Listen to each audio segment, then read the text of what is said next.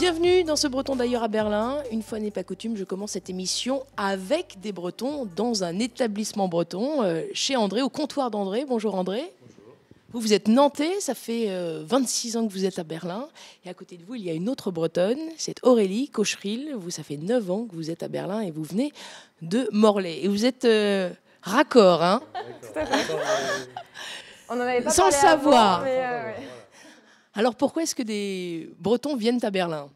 D'abord, on a besoin de voyager beaucoup. Hein. Le Breton voyage, mais on a besoin de distance, de voir le monde nouveau. Hein. C'est ce qui est important.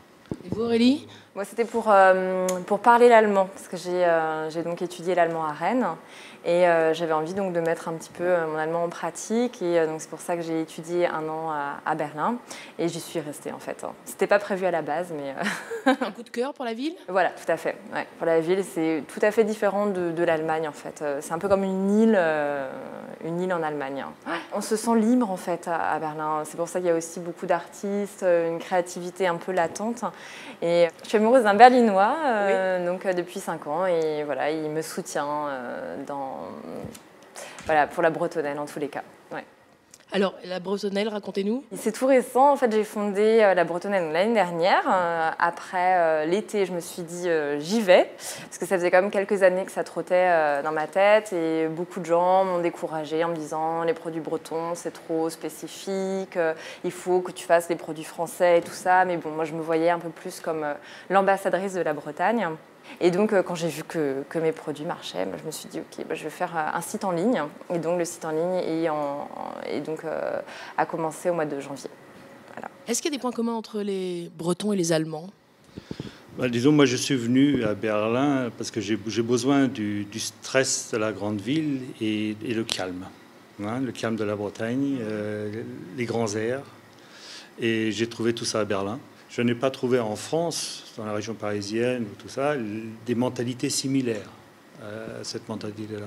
Par contre, effectivement, en Bretagne, ils ont souvent cette mentalité ouverte et aventurière. Au départ, le Berlinois n'est pas quelqu'un qui ouvre ses bras et dit voilà, tu es la bienvenue ici, il faut gratter un petit peu.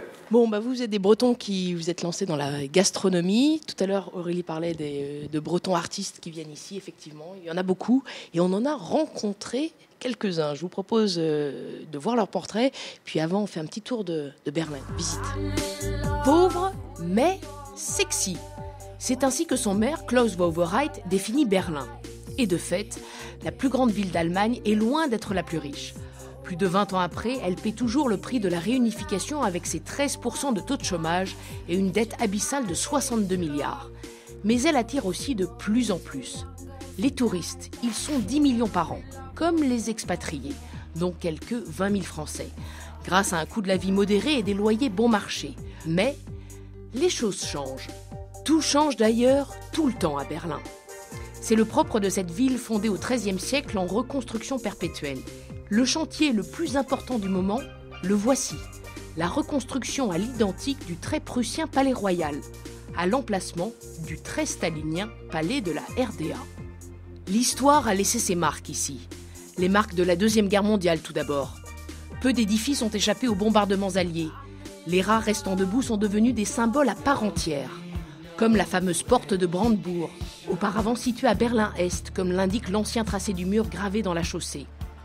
Ou bien le Reichstag, non loin, coiffé d'une coupole de verre réalisée par Norman Foster, qui est redevenu le siège du Parlement en 1999, ainsi que la principale attraction touristique de la ville. Tout autour ne restait qu'un champ de ruines. La Pariser Platz est aujourd'hui rénovée, et l'ambassade de France y a retrouvé ses quartiers. Ancien terrain vague, la Potsdamer Platz abrite désormais les constructions les plus modernes de la ville. Berlin, marqué par le nazisme également. L'aéroport de Tempelhof, fermé en 2008, est un pur produit de cette époque. Comme le stade olympique inauguré pour les sinistres JO de 1936.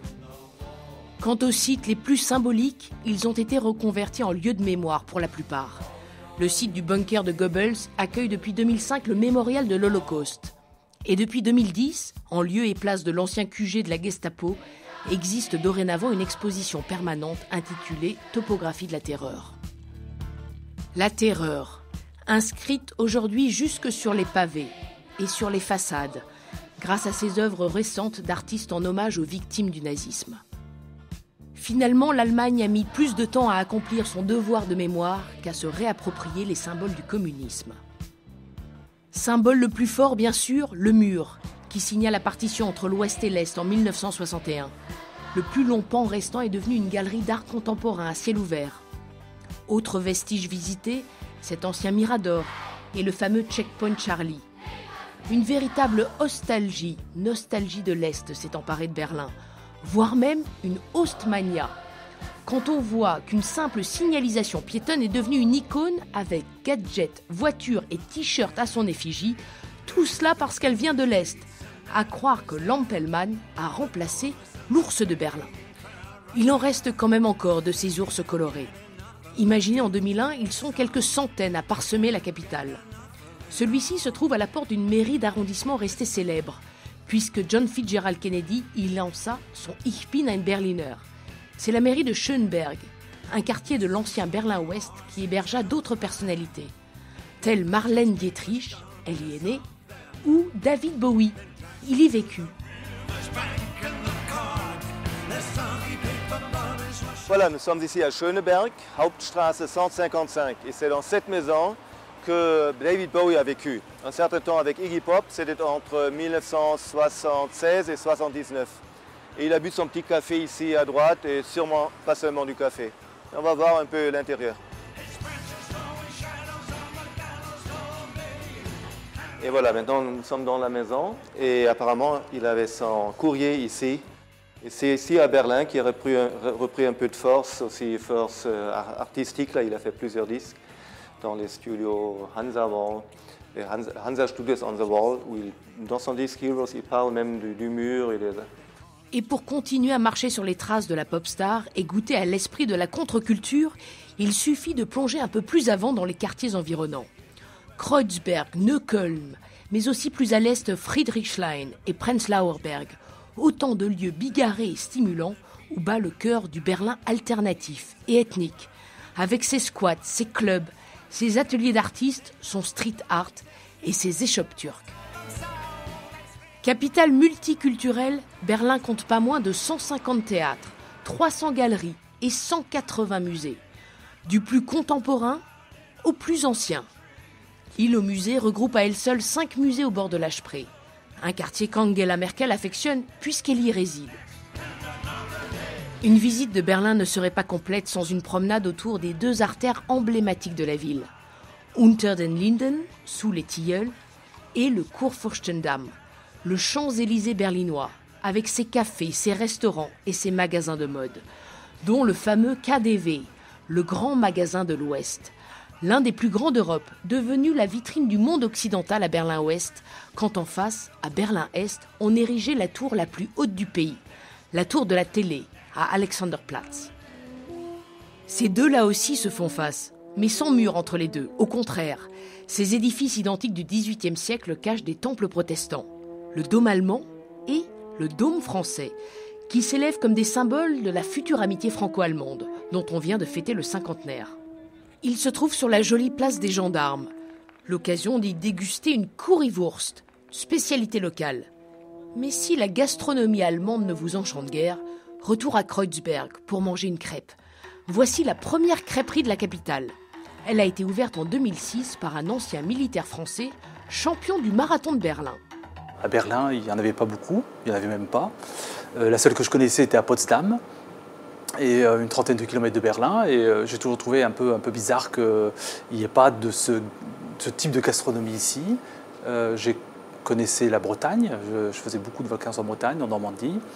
J'avais une formation aussi en Bretagne, de crêpier. Donc on peut ne pas être breton et faire des choses qui sont appréciées par les autres ou même par les Bretons, puisque j'ai quand même pas mal de Bretons qui viennent et qui trouvent que c'est bon. Et puis on m'a accordé aussi le crédit d'être crêperie ambassadrice du tourisme breton, donc c'est pour ça qu'il y a des brochures.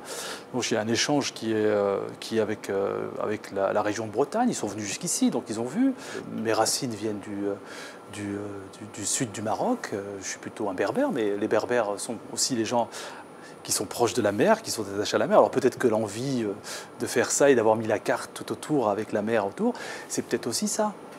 C'est un retour aux sources qui peut-être est la mer, je ne sais pas.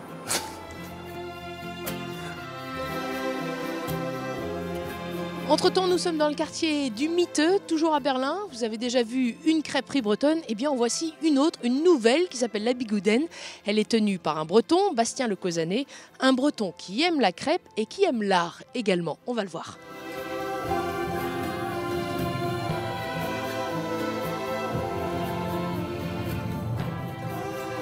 Bonjour Bastien.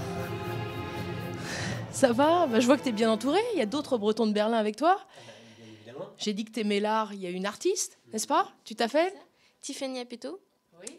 Et puis un politique. Oui. Tu as aussi des copains politiciens? Bonjour, c'est Ronan Legleut, enchanté.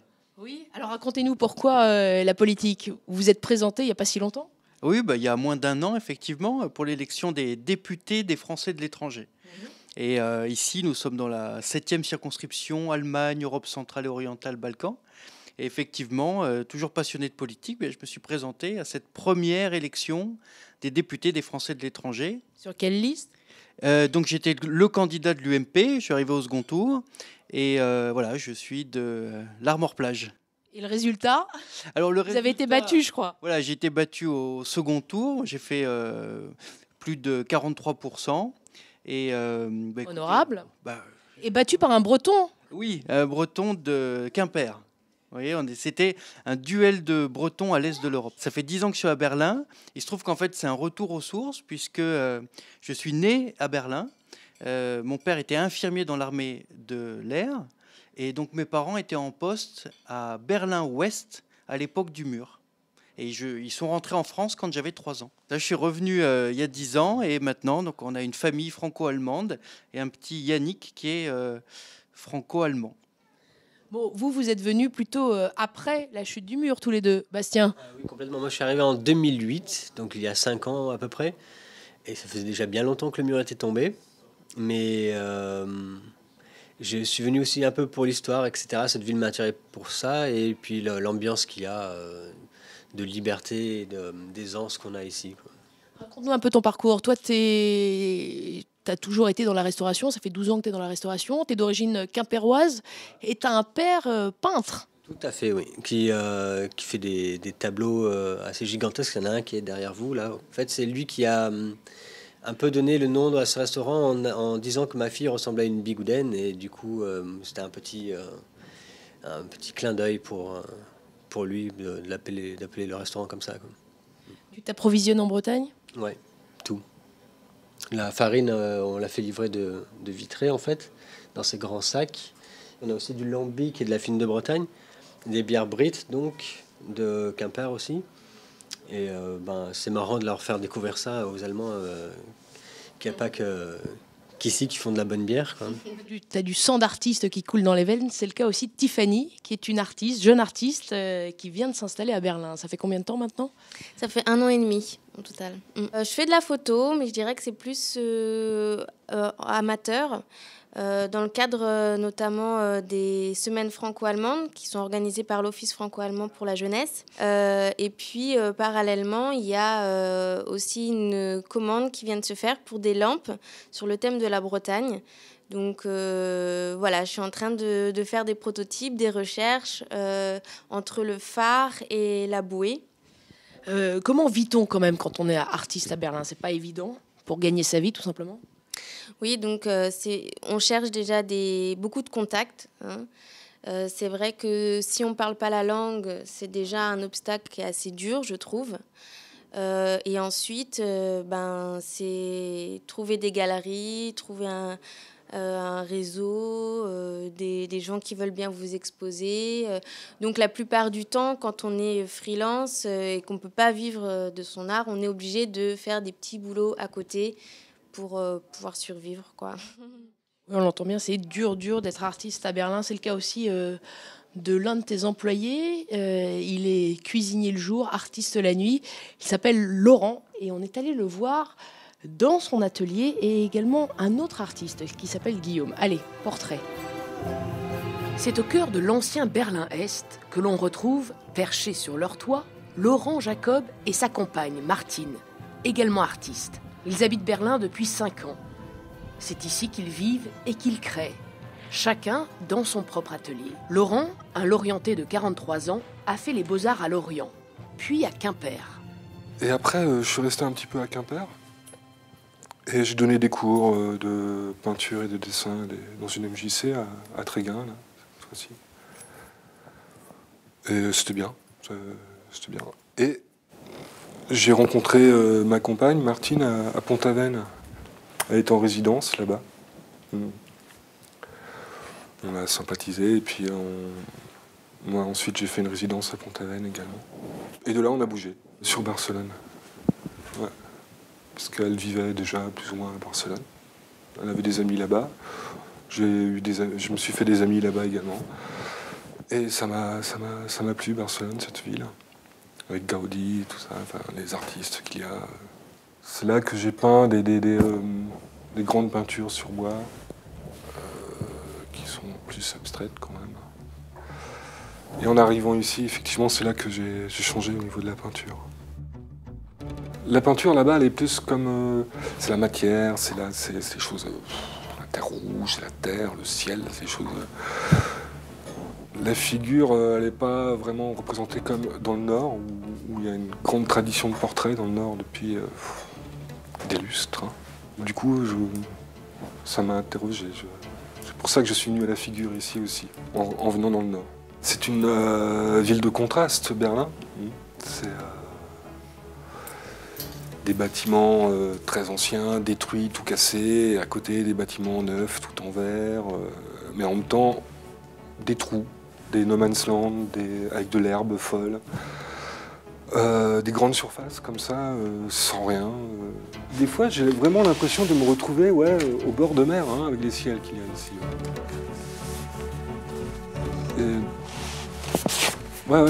Ça j'adore. Hein. Il y a de l'espace à Berlin, en fin de compte. Je peins sans vraiment beaucoup d'idées au départ, juste une idée ou deux que je place, et ensuite ça évolue avec les coups de pinceau, le trait, les idées, elles viennent au fur et à mesure, elles repartent, elles reviennent, et au bout d'un moment, c'est comme une mayonnaise, au bout d'un moment ça prend, ou ça prend pas. Hein. Et c'est de l'action painting, on va dire. Même si je peins des figures. Et au bout d'un moment, il y a une histoire qui se forme pour moi. Et j'essaye de la suivre jusqu'au bout, et jusqu'à ce que la mayonnaise soit figée. Et une histoire s'écrit également quand Laurent travaille sur du papier de riz. Un support difficile. Donc, quand j'ai commencé à essayer de voir comment ça fonctionnait, l'encre sur le papier, je me suis aperçu que c'était très difficile. Et il y avait une histoire de respiration, hein. C'est-à-dire que les calligraphes, quand ils prennent l'encre, quand ils la posent sur le papier, ils soufflent. Voilà. Et ça permet à la main de maîtriser la ligne, d'avoir une ligne, de ne pas trembler, de ne pas rester trop longtemps sur le papier, parce que c'est un papier qui boit, donc l'encre se diffuse dedans, mais alors, c'est incroyable. Et c'est ça qui, moi, m'a beaucoup plu avec cette technique. Hein. Et moi, j'étais à l'extrême, c'est-à-dire j'arrête de respirer. Moi. Et donc, arrêter de respirer, de partir en apnée. Et là, j'ai le miroir devant moi, et en apnée, je fais mon portrait. C'est pas réellement mon portrait, c'est juste un support visuel pour faire ces portraits-là. Ou alors des schizoportraits que j'avais appelés pour les exposer, les schizoportraits. Et je les appelle aussi masques en mood, parce que ça ressemble à la fin à des masques. Ils sont un peu tous... il y a un côté masque chinois, masque africain, masque... bon. Le masque, c'est aussi l'une des spécialités de Guillaume Herriot. Ce jeune artiste plasticien vit également depuis 5 ans dans l'ancien Berlin-Est. Je pars d'une forme que je modèle à la base avec du papier sur des têtes de mannequins, enfin sur des têtes en mousse ou en polyester. Et ensuite, à partir de plaques de laiton, je découpe comme ça les formes et je les martèle pour arriver à la forme un peu que je veux. Donc ce côté un peu organique comme ça, et les différentes courbes. Et après, il y a le travail d'ornementation qui va être les dents, les plumes ou la fourrure. Comme ça. Alors, par exemple, j'en ai un ici qui était un peu... qui est à la base un peu un serpent. Je peux le mettre un peu pour montrer. Qui se met comme ça. La structure à la base qui était donc la structure martelée pour avoir la forme. Et ensuite il y a quand même eu un gros travail sur les plumes. Ça j'ai dû passer peut-être au total, j'ai dû passer 2 ou 3 semaines à travailler dessus réellement. Mais bon, j'y suis revenu plusieurs fois parce que j'avais fait une base de plumes qui ne me convenait pas, donc j'ai refait toutes les plumes. Après il y a les dents qui sont sculptées à partir d'os. J'ai collé, il y a toute la partie aussi ici que j'ai dû créer du coup, qui vient à l'intérieur, où j'ai fait aussi la doublure à l'intérieur en cuir. Donc voilà, tout le façonnage, les finitions, etc., ça peut prendre pas mal de temps. Et ça, c'est des choses que j'ai faites pour un couturier. J'avais fait ça en 2009 pour présenter sa collection, donc les mannequins portaient des masques, et que j'ai refait une série ensuite en 2011 pour un groupe de musique. Il partage d'ailleurs son atelier avec un couturier. La mode, c'est un univers qui m'intéresse depuis longtemps et c'est vrai qu'en m'intéressant à cet univers-là, j'ai fait des rencontres, donc des gens qui sont même couturiers, je suis très curieux, j'ai aussi ce désir un peu d'expérimenter, de faire des choses en mode, donc je travaille aussi de temps en temps en collaboration avec des couturiers pour des collections, pour des accessoires en général. Et moi, j'expérimente beaucoup aussi dans mon propre travail, différentes techniques, donc du coup, ça peut aller de... Je travaille avec le bois, je travaille avec le métal, je travaille avec le textile. Là, par exemple, ce qu'on voit derrière, c'est un travail de broderie. Donc, vous l'avez fait sur le textile. D'abord, j'avais imprimé en sérigraphie ce motif-là, qui est un peu mon logo. Et ensuite, il y avait tout ce travail de broderie, comme ça, de broder des perles dessus. J'utilise beaucoup la perspective, aussi dans mon travail. Et moi, je vois un peu la perspective comme étant une... Alors, c'est un peu le cas aussi, mais c'est une méthode... c'est plus comme une méthode pour représenter un espace. Donc, du coup, c'est... Donc dans l'idée de la représentation d'un espace, la perspective va me permettre juste de créer une profondeur sur un papier ou sur une surface plate. Donc c'est un peu aussi, c'est une des bases par exemple pour raconter une histoire, pour moi, pour représenter un espace qui va être l'espace de raconter une histoire, l'espace du spectacle. Raconter une histoire, c'est l'un des axes de travail de Guillaume. Mais qu'en est-il de sa propre histoire ? Je suis arrivé à Berlin en fait, après avoir fait 4 ans aux Beaux-Arts. Et une année en histoire de l'art à la fac de Nantes. Et j'ai décidé au fait de venir ici pour bouger un peu, changer d'environnement, à partir de Nantes découvrir une autre ville. J'ai décidé de venir à Berlin pour faire une année à l'université ici. Et à la fin de l'année, j'ai décidé de rester en fait. Et j'ai commencé par chercher des boulots pour vivre, donc des boulots qui étaient connectés avec ma pratique, donc travailler pour des galeries, pour des artistes. Et ensuite trouver un atelier pour avoir un contexte de travail et développer ma pratique. À la base, le choix de Berlin, je ne connaissais pas beaucoup Berlin. J'étais venu une fois en vacances avec des amis un été, donc un peu en découverte comme ça touristique sans vraiment connaître beaucoup la ville. Et c'était surtout un ressenti par rapport à Berlin que j'avais. J'avais ressenti un peu il y a un sentiment de liberté quand même beaucoup à Berlin. C'est une ville qui est quand même très large et une présence aussi de l'histoire qui m'a beaucoup inspiré. Parce qu'il y a quand même toute cette histoire récente, l'histoire donc de la guerre, ensuite l'histoire de la séparation de Berlin en 2 parties, etc. Et on ressent beaucoup ces choses-là, un regard sur l'histoire qui m'avait beaucoup intrigué. Et ça devient une ville qui, quand elle est ouverte finalement à la population, après tous ces changements-là, devient un peu le terrain de jeu ou un espace comme ça à redécouvrir, à réexploiter, à investir aussi pour créer des choses, quoi. Alors ça prend du temps, je pense que pour tous les artistes c'est un peu comme ça, quand on travaille, il faut aussi faire découvrir son travail, le faire... faut trouver des gens qui l'apprécient et des gens qui ont envie aussi de financer ou d'acheter des choses. Et c'est aussi ce que je fais, c'est ce que j'essaie de faire, je continue à produire des choses.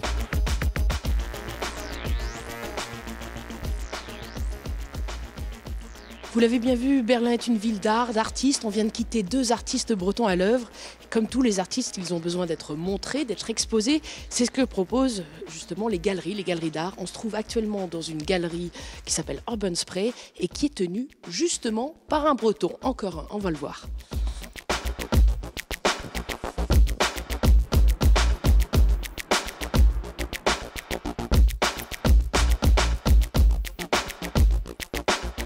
Bonjour Pascal Feucher, vous êtes originaire de Dinan et vous êtes le gérant de cet endroit. Et à côté de vous, il y a une autre Bretonne qui elle est originaire de Brignogan et qui s'appelle Lucie. C'est ça, Lucie. Et vous vous occupez de la communication en fait de cet endroit.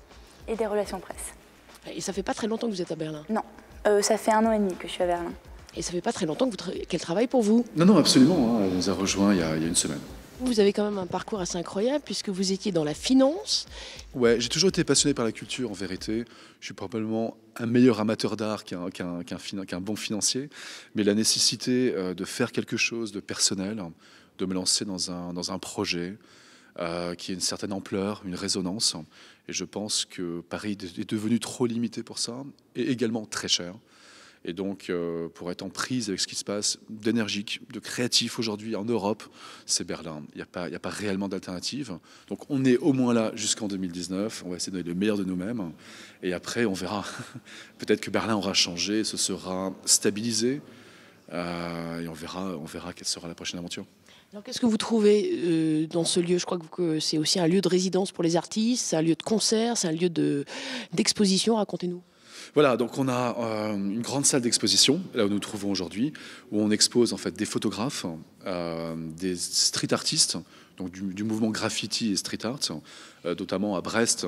Il y a un festival très connu qui s'appelle Crime of Minds, donc qui rassemble beaucoup d'artistes. On essaie de faire un peu la même chose à Berlin, mais effectivement, on est centré sur un pôle d'artistes, donc qui est à l'étage, des résidences, 7-8 artistes en ce moment, qui produisent des œuvres, soit pour l'espace magasin qu'on a dans des productions locales, faites à Berlin, le Made in Berlin, le savoir-faire local. On a un projet à destination des enfants qui est de la sérigraphie. Donc on a de la sérigraphie à l'étage, on a un atelier de sérigraphie. Et on va faire de la sérigraphie sur crêpe pour les enfants. Donc c'est un procédé alimentaire où on met de la confiture ou des pâtes à tartiner. Et les enfants donc, choisissent un modèle, un pochoir, et reproduisent sur crêpe le dessin qu'ils ont choisi. Donc ils le font eux-mêmes, c'est un procédé de sérigraphie mécanique. Et après ils mangent de façon très festive la crêpe qu'ils ont eux-mêmes choisie. En tout cas, merci beaucoup. C'est la fin de cette émission. On va dire au revoir à nos amis bretons qui nous suivent en France et ailleurs. Et on dit, comment on dit ici? Tchoussi. Tchoussi. Ciao. Tchoussi.